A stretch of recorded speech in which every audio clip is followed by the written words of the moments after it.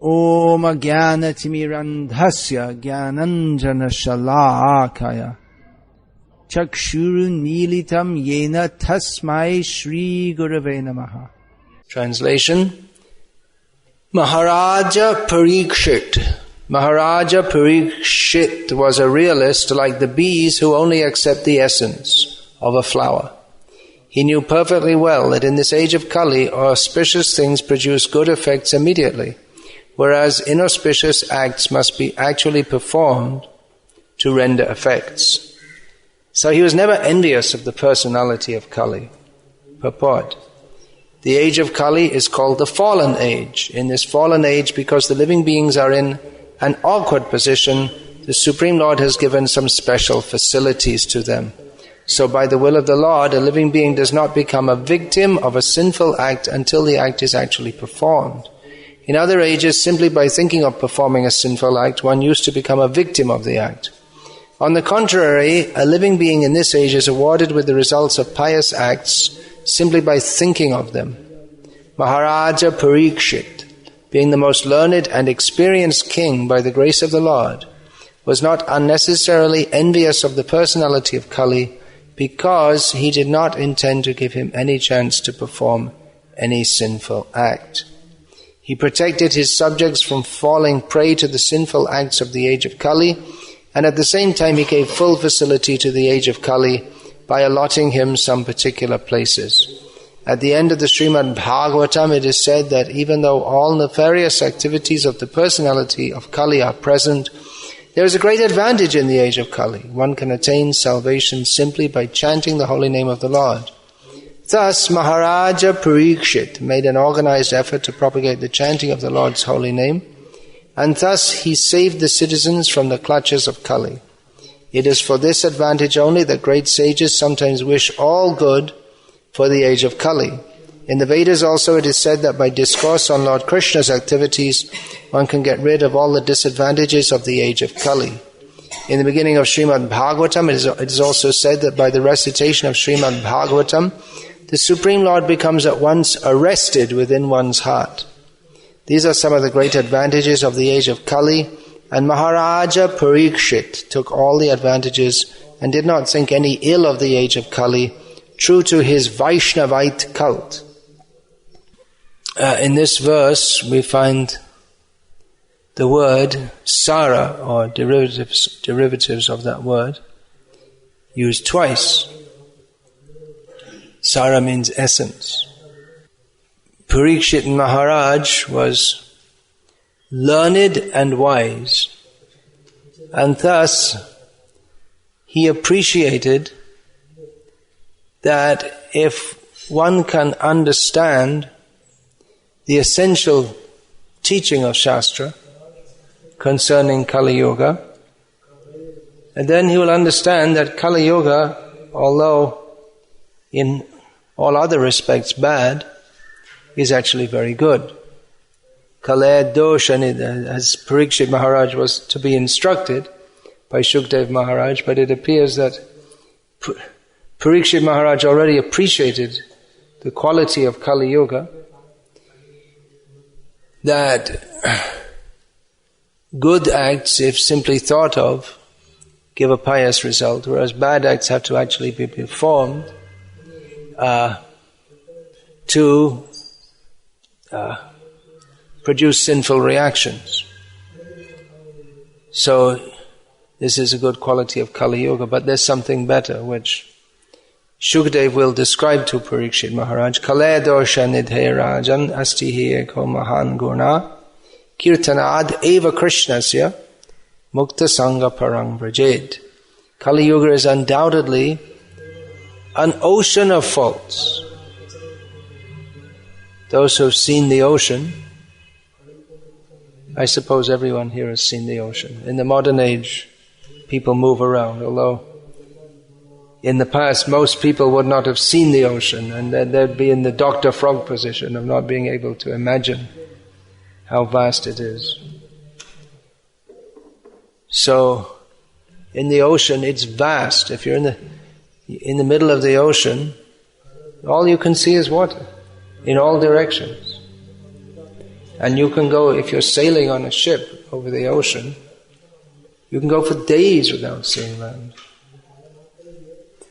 So like that, Kali Yuga is an ocean of faults, and it's also not only wide, but it's practically unlimitedly deep.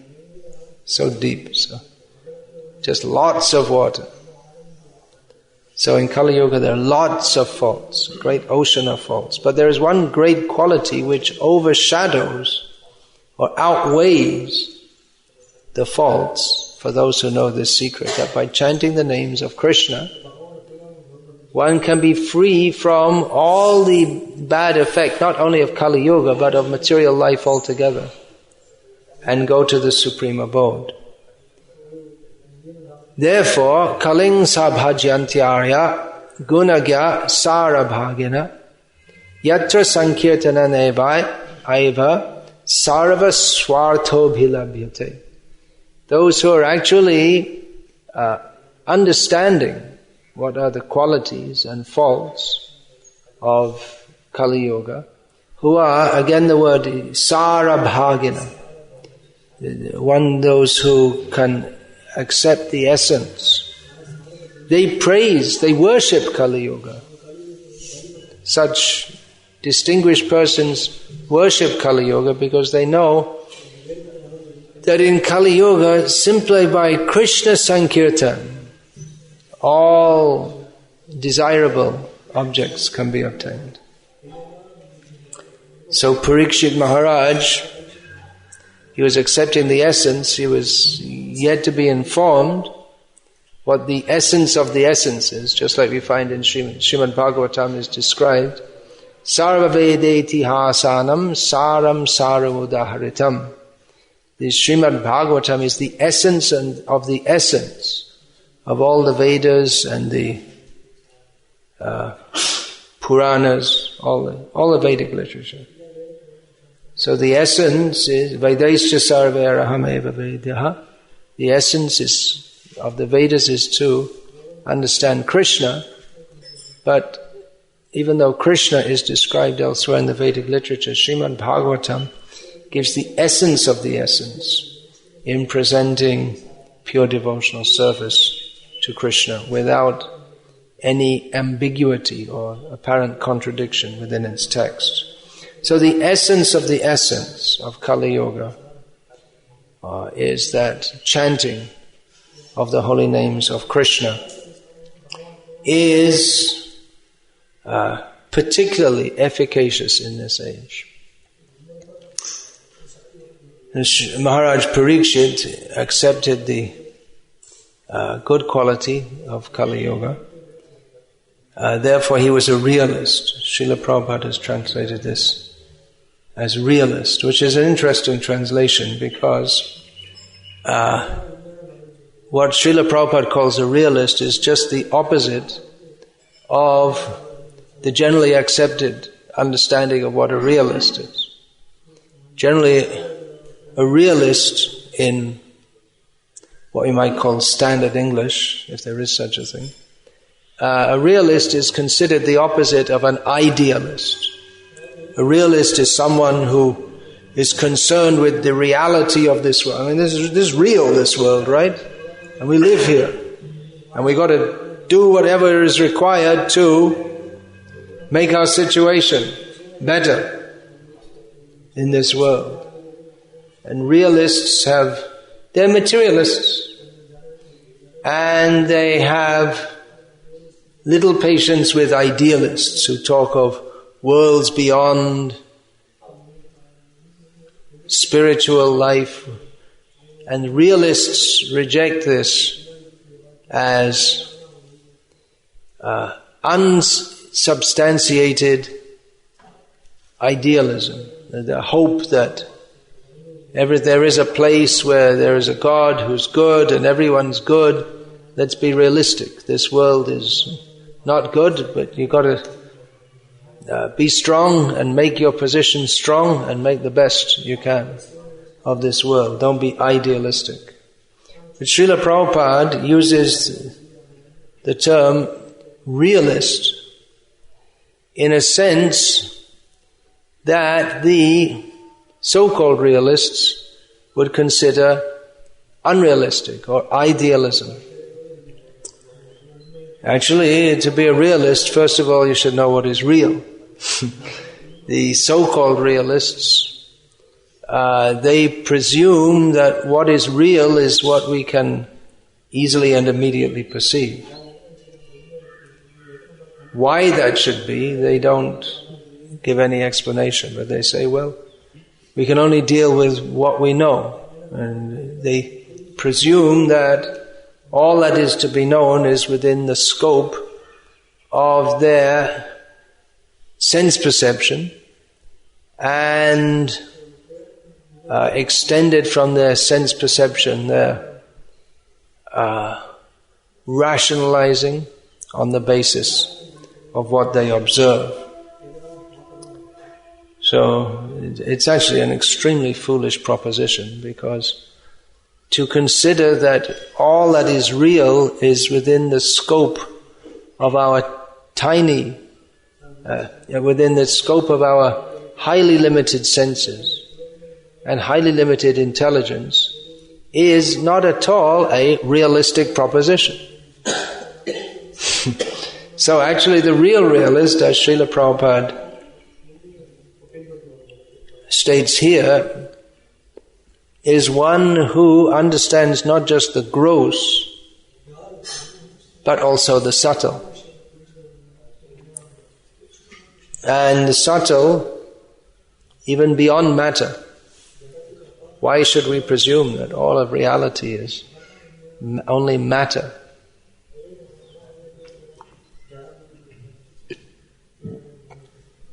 So, Maharaj Parikshit,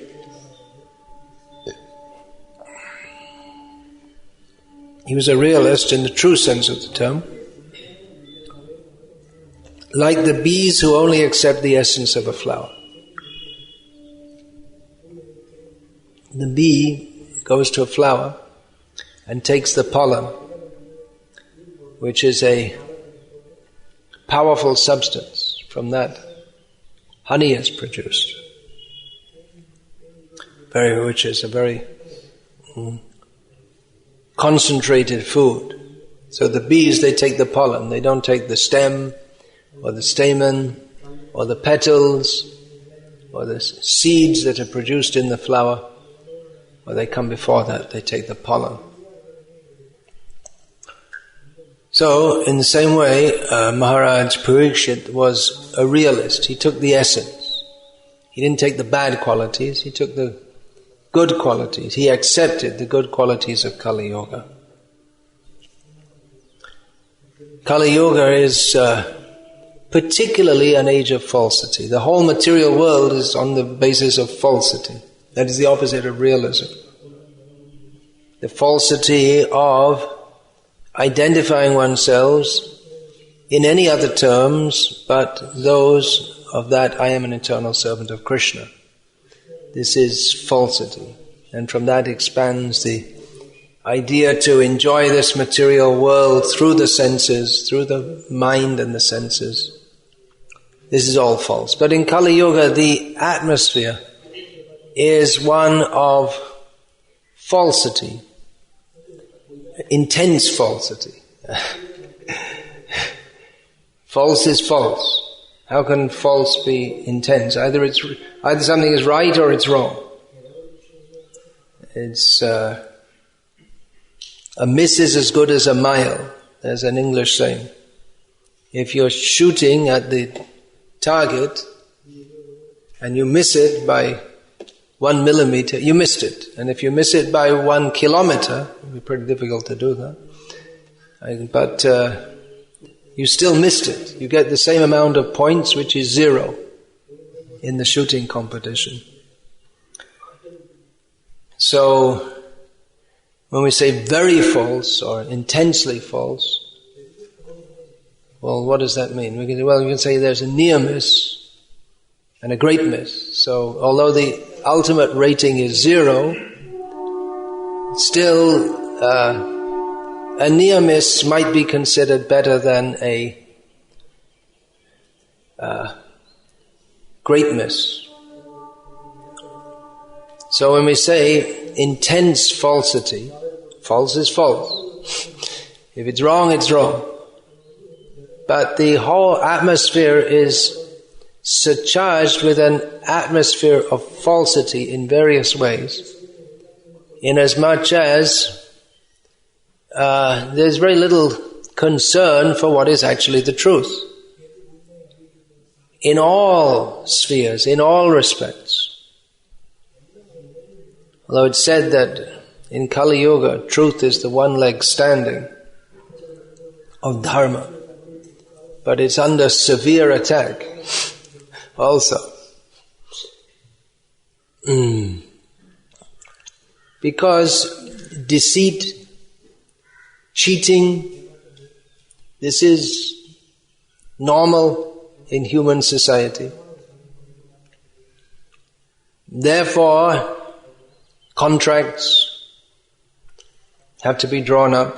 Manida Prabhu told me that in the course of his travels in Sweden, he once came across a lawyer, an old man, retired lawyer, who said that in his youth, lawyers didn't have so much work to do.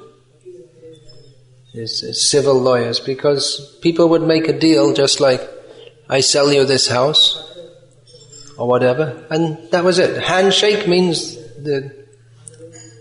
that was it. The deal was done. Whatever they agreed on. Okay, I'll pay you so many kronas in such and such a time, and you can take possession of. And the ex-owner says to them, okay, give me a down payment this much, and you can take possession immediately. So you take possession and you pay off the rest. And there's no question of cheating. It didn't even enter people's minds. But nowadays, the lawyer said, every single clause you have to write it down carefully, inspect it very carefully, because people are always looking for a way to cheat. Even still in some places, probably in Croatia in the villages like that, isn't it? Maybe not in house selling, but in smaller deals. It would be. Actually, for selling a house there has to be some legal work for transference of the deed and all this, but even I heard, don't have much experience with it, in small town America like that, it's still like that. Not in New York City or Los Angeles, for sure. So this, actually, 2 winters ago, near to Vella, 2 hours drive, we went to some small town, and I was talking about, in a lecture, I was talking. Small town means very small, and just surrounded by villages, and I said that probably a short time ago you wouldn't think anything of leaving your door open and going out, but nowadays times have changed. They said, no, we're still doing that. We can still do that. We don't bother to. When I was traveling in Ireland in my youth, it was just a normal thing. In the villages, people leave their doors open. There's no one in the house. The door's wide open. No one's in the house. They may go out to the shop and then spend a couple of hours gossiping. It's a famous old Irish pastime. And they come back, and there's who comes to the village? It's only the local people. The village means 15 houses or something.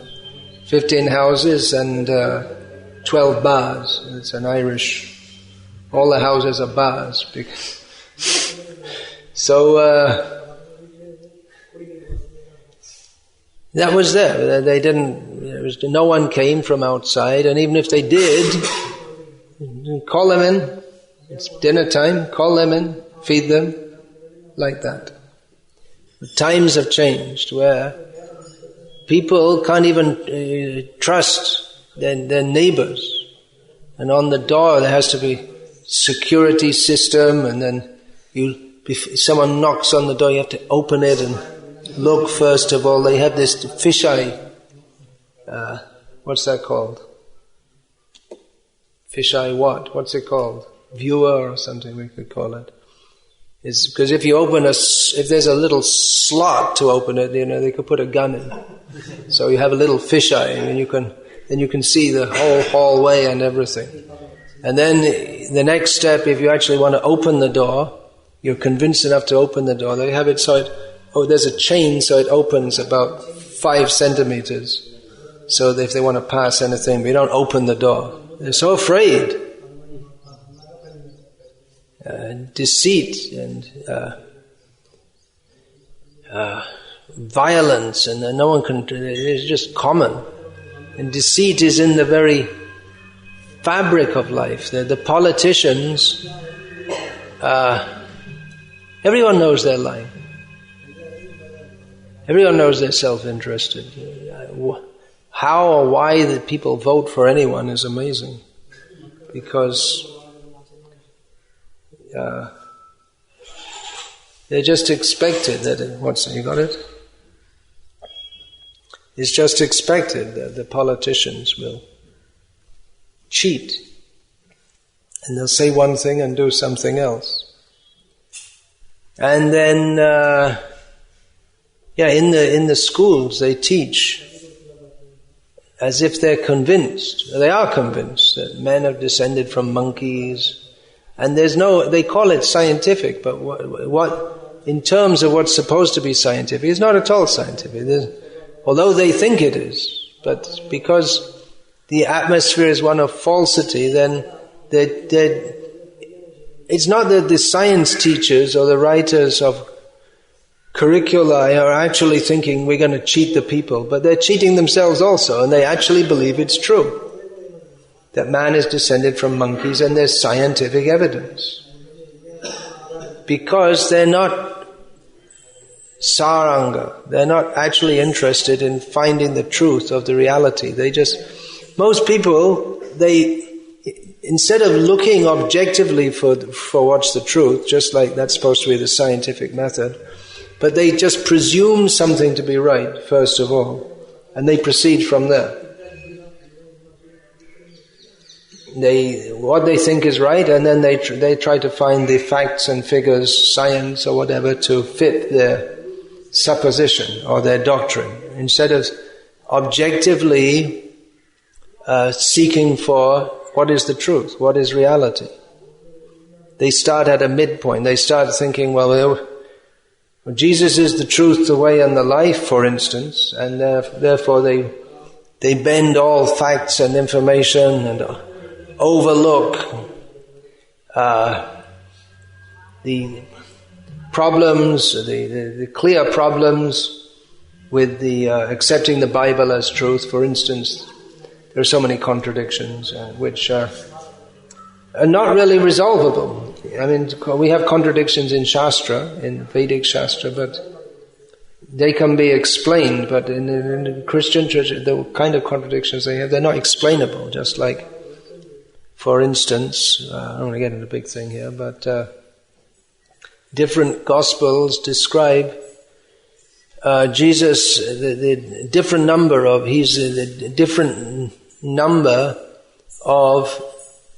his ancestors in the line from David, and different names, and it's not reconcilable. But that's why they warn people that don't study the Bible. They warn Christians, don't take up deep Bible study, not under the objective manner, because if you do, then there's you'll find out there are so many problems which are just not explainable in realistic terms. This another example, this Dr. Sakya, what's his name? Sakya Nayak. He's just such a bluffer. He promotes false information. But and people, they become converted to Islam on the basis of this, because they don't look to see if it's actually true or if there's more to be understood about this. People take things at face value very superficially, and therefore it's easy to cheat them. The whole advertising industry, as I've said many times, It just works on the basis that people are stupid, they're easily cheatable, and they actually like to be cheated. Otherwise, if anyone exercised their human intelligence, if they actually thought about it a little bit, they would understand that the soap advertisement showing that by using this particular brand of soap, you'll become extraordinarily happy and your cloth will be much whiter than anyone else's and life will just become absolutely blissful, as they portray in the soap adverts, that it's just a bunch of baloney. It's not a fact. And that this is being portrayed on the TV or the newspaper or whatever because the soap company paid money to put that in. And it's not like it's an actual fact. It's just it's a deliberate non-fact which is being promoted as fact. But people don't think, oh, this soap must be very good. I saw it on TV. It says very good. And so they buy it. It works. The advertising industry is a multi-billion-dollar industry which works on the supposition that people are superficial. They're not interested in understanding the actual reality. If you put an advertisement which just shows the one soap, the qualities of it against another, then people aren't even going to look at it. But if you put the advertisement with the soap with a housewife looking extremely blissful because she's using the soap that's being advertised, whereas another housewife standing next to her is looking morose because she doesn't use it. And then that will have more effect than, even if your soap is the best, and of course only one of them can be the best, but even if you show the qualities in an objective manner, it won't have as much effect in promoting sales as the bluffing advert. Bluffing works better, so why not bluff? Devotees are like Parikshit Maharaj, realists. They should not be on the superficial platform. They should find out what is the reality. That is the purpose of human life. Atato Brahma Jignasa. One should inquire into the ultimate reality. It's very difficult for even people to think of this because they're so superficial that they can get fooled by a tire advertisement or a soap advertisement. They can't even understand reality on the superficial platform.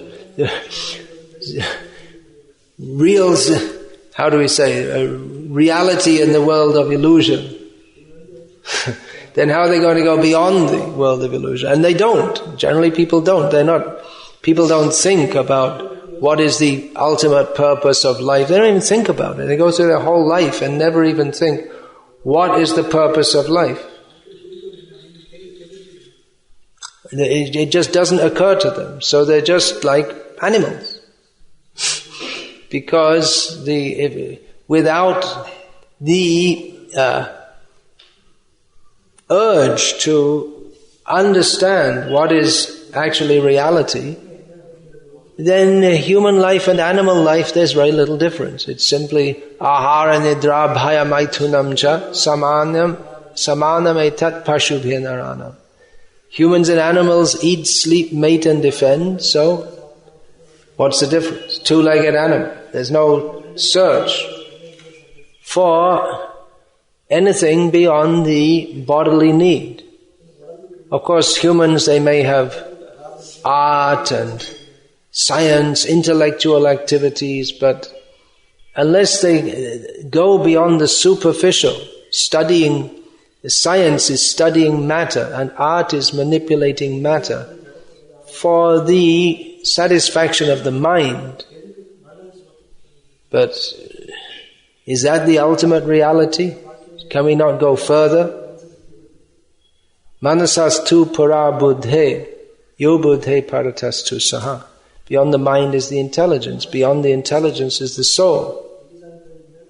But the superficiality of the modern age of Kali Yuga is so intense that they promote that simply the body and the mind, and that's all in all. And even they study psychology.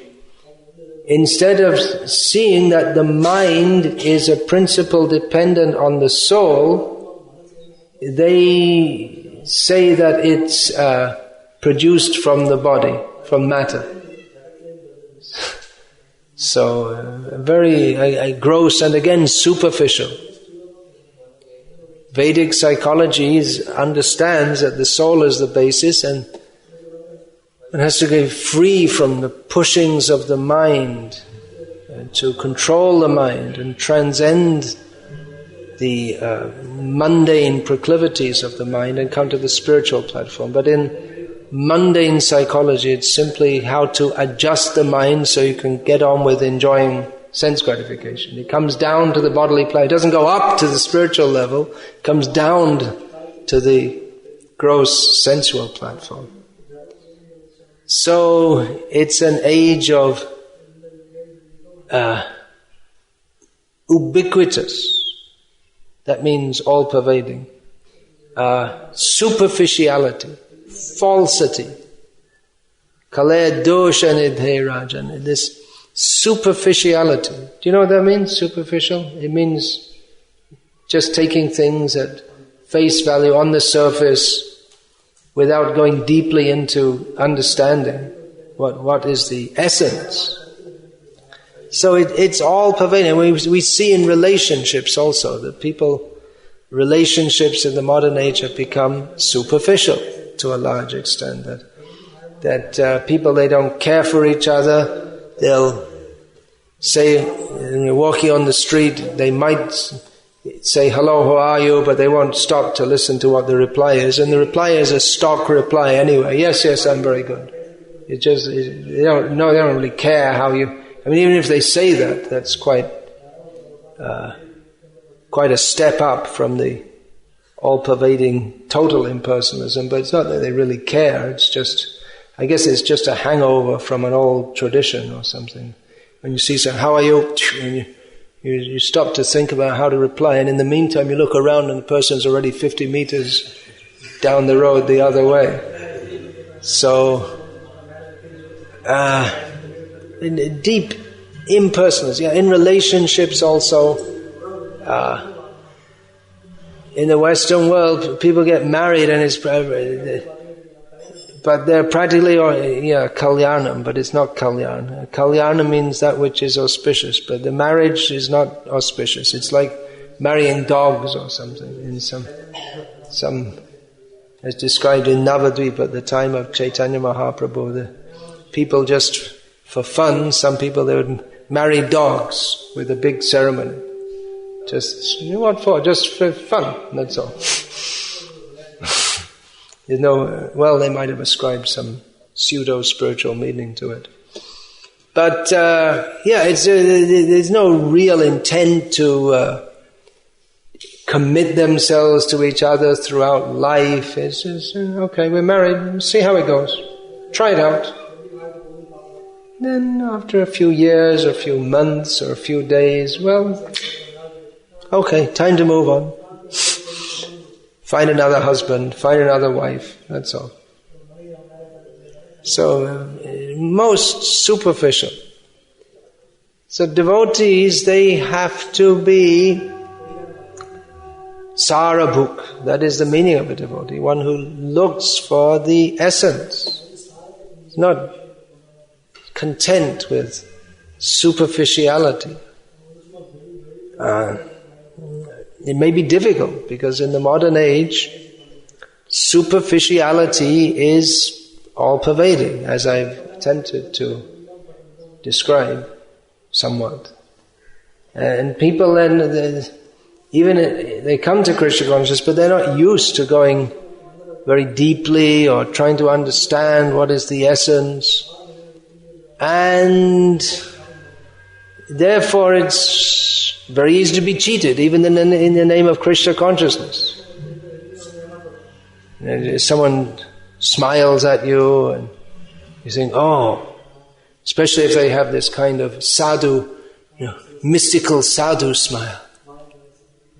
I don't know how to imitate it exactly, but I mean, maybe you know what I'm talking about. This looking up, you should be looking up, like gazing into the distance with glazed eyes, as if they're only partially here in this world, but actually they're looking up, or some look. It's looking what sadhu is expected to be, making a good show. So people tend to think if they can look like that, well, they must be really advanced, or if they smile at you, they have a big name and position, they must be great sadhus. But one should be sarabhuk, look for the essence. Don't just take it very superficially.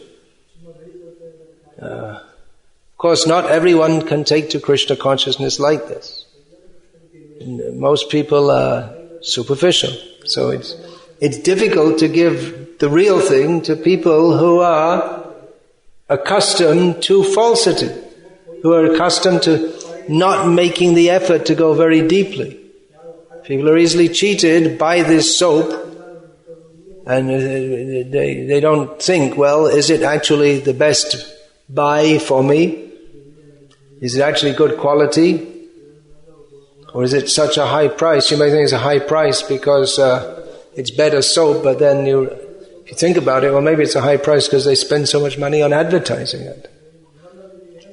So I'm paying for their advertisement, by which they tell me to buy it.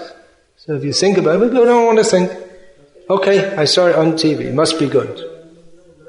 And they buy it. So people are accustomed to superficiality. So it may be easier to preach Krishna consciousness to people in a superficial way. That, well, you chant Hare Krishna and you see all your financial problems will be solved, your legal problems will be solved, your social problems will be solved, and this and that. Life will become much better. And people, they like that. And then they maybe chant with great, a lot of feeling. Hare Krishna, Krishna Krishna, Hare Hare. And they're thinking, all that money I'm going to get, and my enemy will be vanquished. They're not calling for Krishna. So it may be easier to preach Krishna consciousness like that, but the problem is that it's not Krishna consciousness. It's not Krishna consciousness means to understand what is real, beginning with we're not the body. So if we attempt to preach Krishna consciousness on the basis of some bodily benefit, and we're not preaching Krishna consciousness. It's superficial. It's not the real thing. We're not giving people the real thing. People come to us, I have so many problems. We tell them, of course you have problems. It's because you're not Krishna conscious. You don't understand what the reality is. The whole material world is the world of problems. And people don't want to hear this. They want to... It's too much for them to think about. They're not used to thinking. They just want to hear how I can be happy on the bodily platform. If you can help me, good. If not, well, next stop is Sai Baba.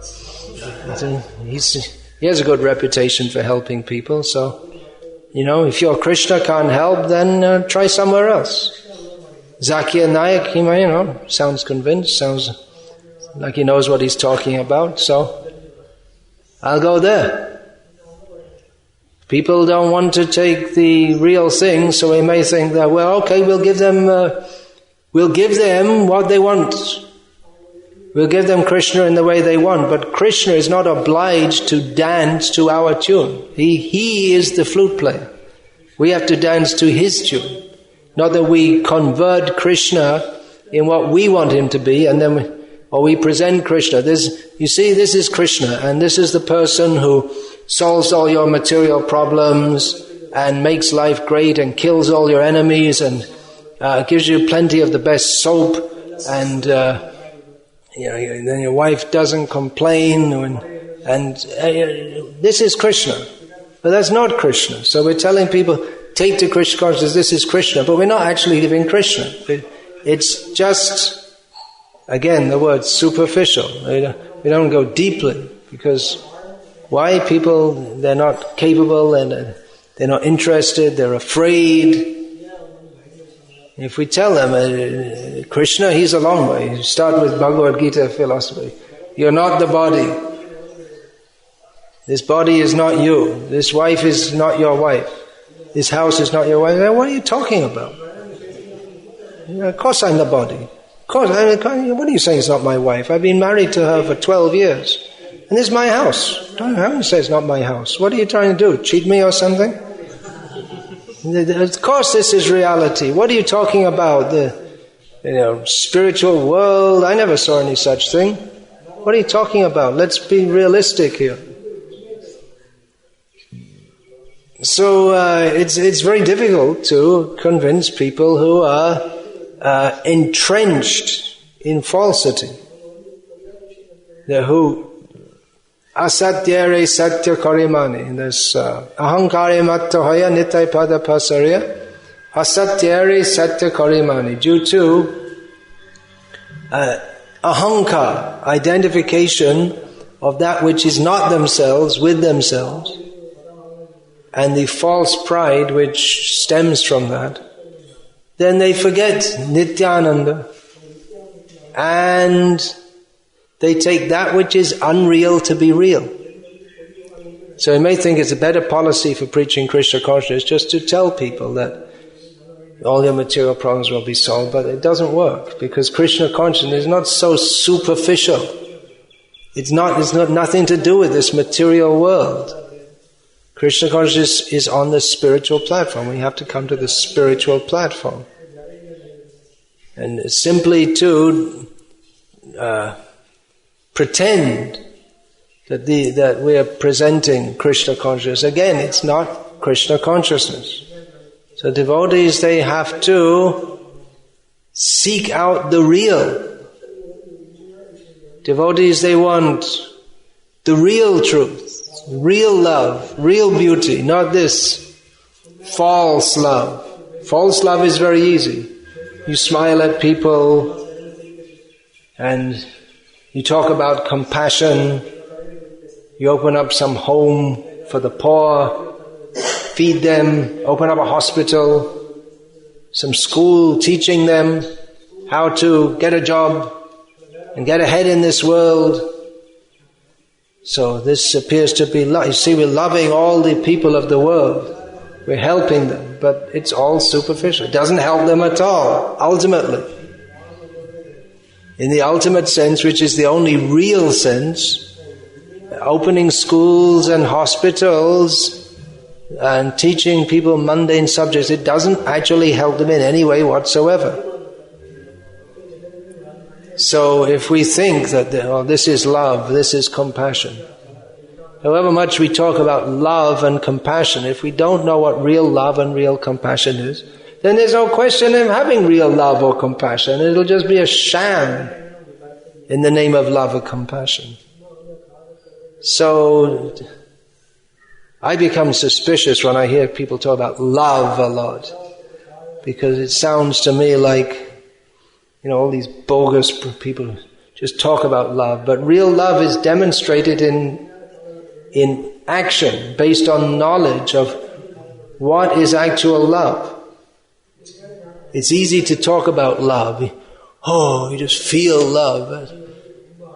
In Indian marriages, at least previously, they never spoke about love. It was just the man does his duty, the woman does her duty, they work together, and that's it.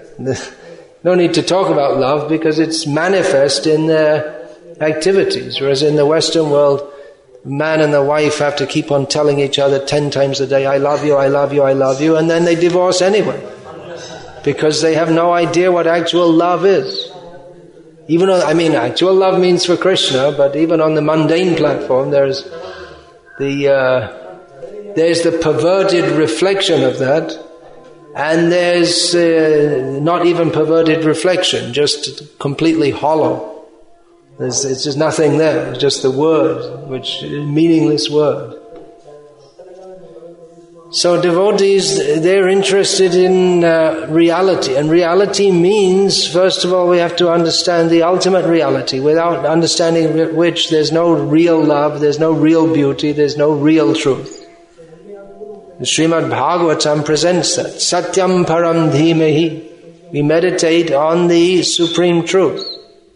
And dharma kaitava, dharma projata, kaitava atra, all cheating religion is herein kicked out.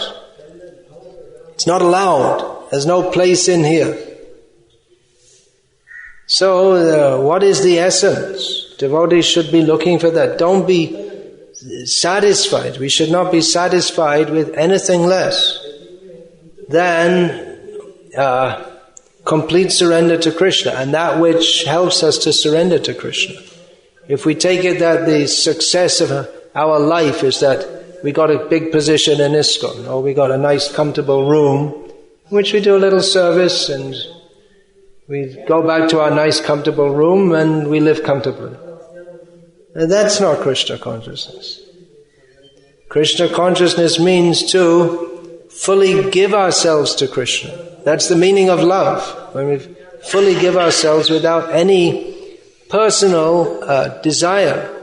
Of course, devotees desire to please Krishna and that Krishna is pleased with them. Krishna is this supreme lovable object. He's actually the only lovable object. Actual love is only with Krishna. So that love is properly placed. First of all, before we talk about love, we should find who is the proper person to love. If we love our dog, the dog will reciprocate by licking us and other such dog-like activities. But the dog, his ability to help us and reciprocate with us is limited, and it's also limited by time. Our dear beloved dog eventually dehantara prapti, gets another body. And we also get another body. We become a dog because we're so attached to our dog. So we should find out who is the actual object of love. And what does it mean to love Krishna? What does it mean to love Krishna? It means to act in a way that Krishna is pleased, and with the attitude that he will be pleased. Just like two people can offer arati to Krishna and do more or less exactly the same thing. One pleases Krishna, the other doesn't please Krishna, because one is doing it simply as a ritual, and the other is doing it with the great desire to please Krishna. So it's not just the activity also.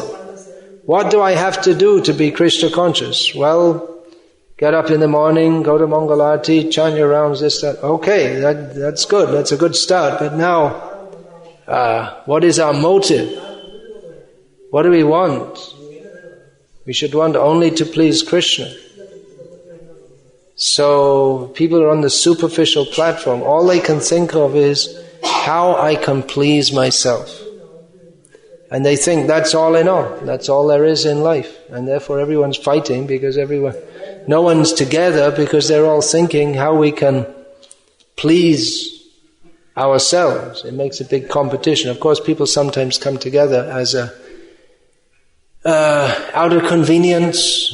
One family, if we all work together, then it's convenient for our sense gratification. Or one nation, we're all together, we're all united to fight the enemy. That's Machiavellian politics that always promote that there's an enemy who's about to attack. We have a great enemy. So that will unite the people. Otherwise they'll be scheming and politicking against the king. Because they're going to fight someone. If they're not in the mood of fighting an external enemy, then they'll be fighting among themselves and they'll be plotting against the king.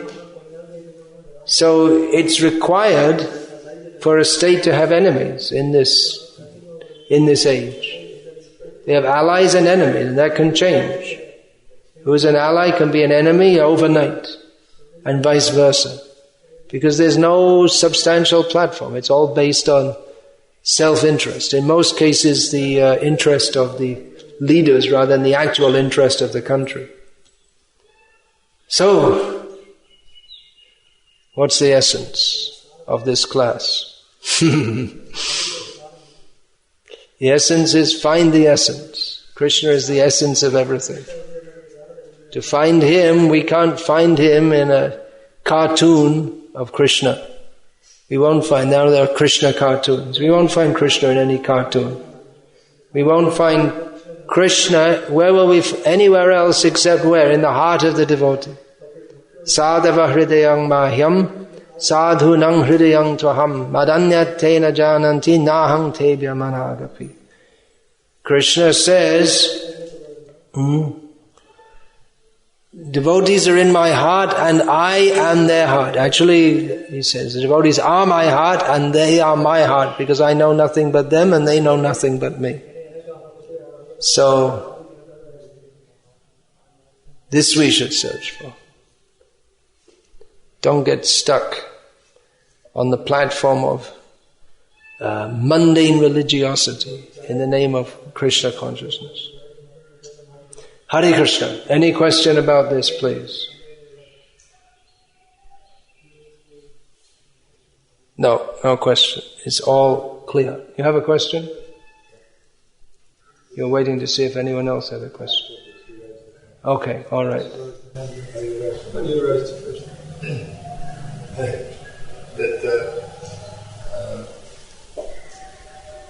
Seems like that actually all these points explain to get the essence, but without association with advanced devotee, without the service to the Guru, actually we can't self-attain it. Yeah, Gokul Chandra Prabhu is making the point that we cannot attain the essence without association of advanced devotees. And what did you say? Surrender to the Guru? Yeah. That's the process. So I finished the class saying that the devotees, they have found the essence. They have entered the heart of Krishna. So they can take us there.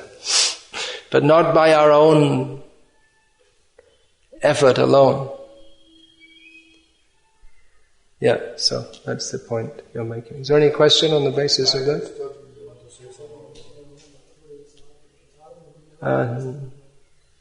Not now. That's another class, maybe. Yeah.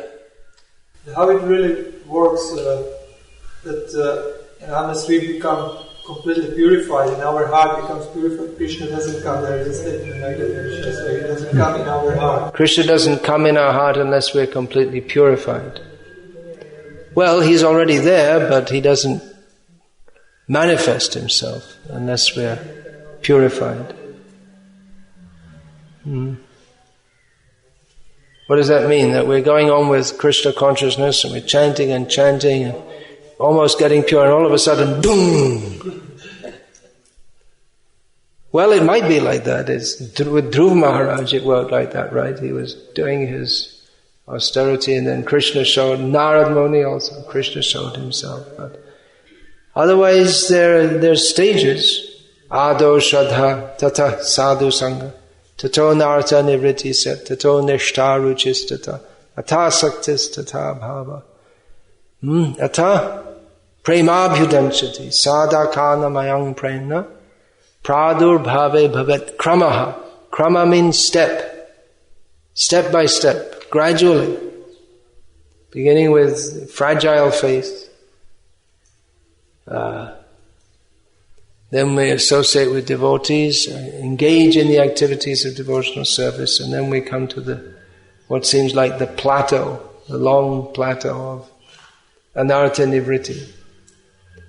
But then we become fixed,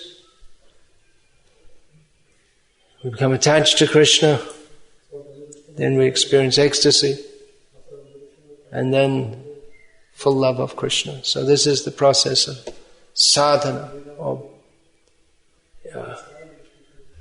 gradual process. But there's even at the beginning, at least some modicum of the result is experienced even in the beginning. The essence of Krishna Prema, of course, that can be taken in different perspectives. The essence is the selfless serving mode, but from another perspective, the experience of Prema is one of extreme bliss.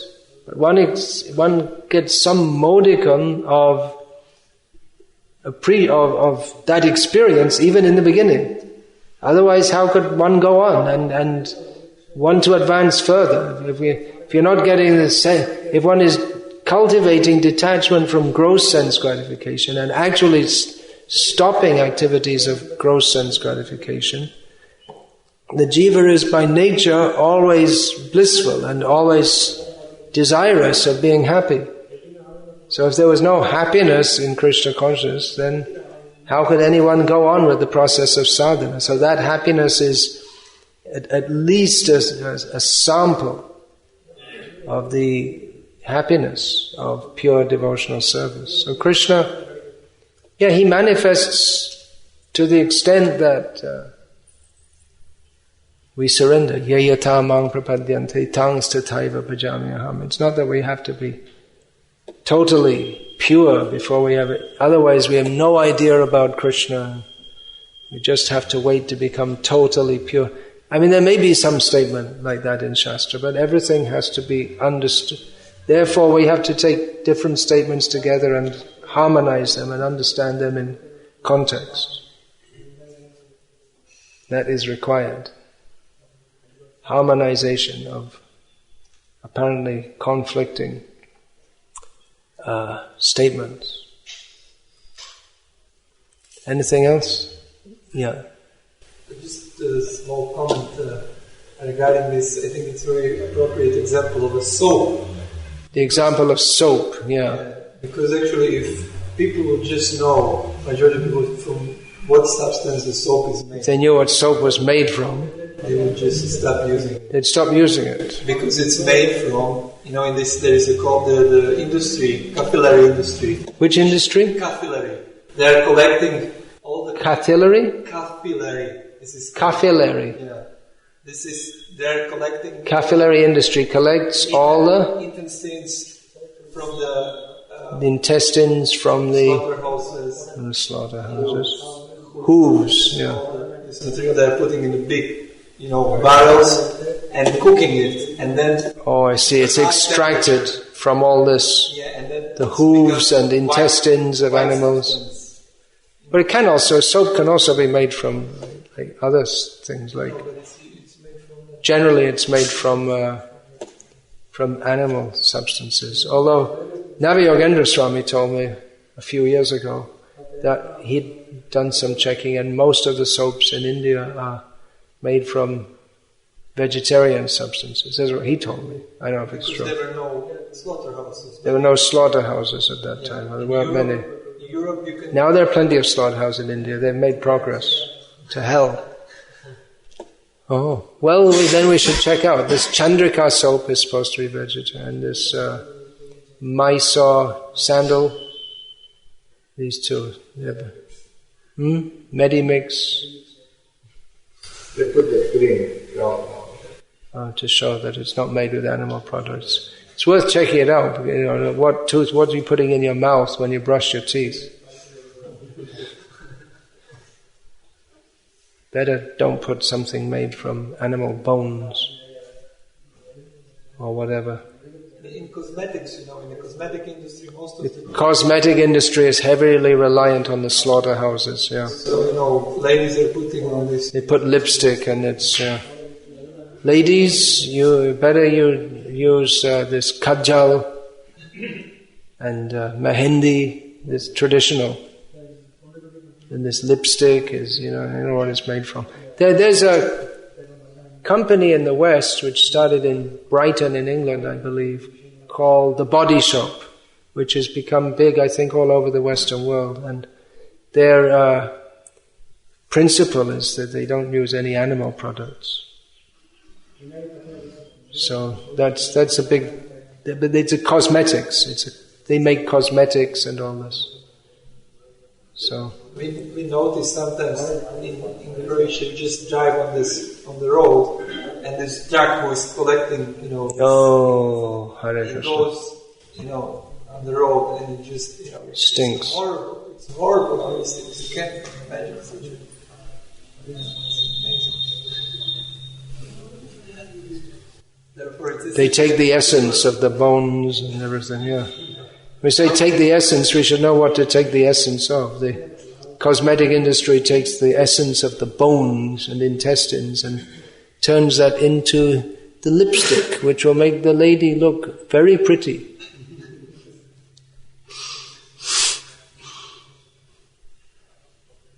Yeah, Chitta Hari.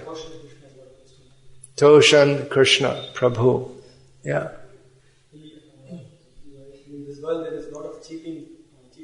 In this world there is a lot of cheaters and cheating. Yeah, that's unquestionable. Specifically in business, well, yeah, it's most apparent there, although it's everywhere, yeah. So there is some cheating to survive in the business. To survive in the business, you have to cheat. What should you do? Give 50% of your income to you, and you can use it in Krishna's service. Prabhupada mentions that in the Bhagavad-gita purport. In business you have to lie. Otherwise you can't make any profit. Without profit there's no business. It's just a necessity of the modern age. We also do. We lie and cheat as required. Every time I go to Dubai, I dress in kami clothes and pretend I'm not a sannyasi. Sometimes they ask me, what have you come for? I said, just for a visit. I don't tell them I'm coming to preach Krishna consciousness. So that's one form of cheating, and that's required for Krishna's service. So in business, that's if at all one's going to do business, generally some cheating is required. Actually, not in all businesses. Jashamati Nanda Prabhu told me there's one travel agent in Ahmedabad who's become quite successful because he tells people, look, this is what I'm going to charge you for the ticket. This is what the company takes. This is the taxes. This is my profit. He tells them, and it's actually become quite successful. So it's not necessarily in all businesses that there is cheating, but in many of them. And if you're in a line that requires that, then you may have to do so. But then, Prabhupada said, he gave the example of the Marwaris in one conversation. He said, in business they cheat like anything. But then they know they have to give charity. Otherwise they'll be implicated in sinful activities. Therefore they build temples like this. In Calcutta, used to be so many Marwaris. And from the very beginning they supported our activities. They're charitably inclined.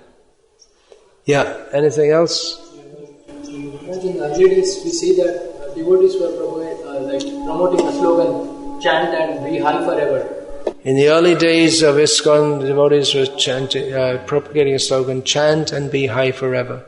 Something like that, yeah. Be high forever. Stay high forever, yeah. It's kind of material. It gives an apparently material motivation. Well, the motivation is to be happy. And when they explain it, we also say chant Hare Krishna and be happy. And people might take that as mundane happiness. When you explain it, then people can understand that then high means to be intoxicated on some drug like LSD, which is very popular at that time in America. Now they've gone on to other things. I understand it's not so popular these days.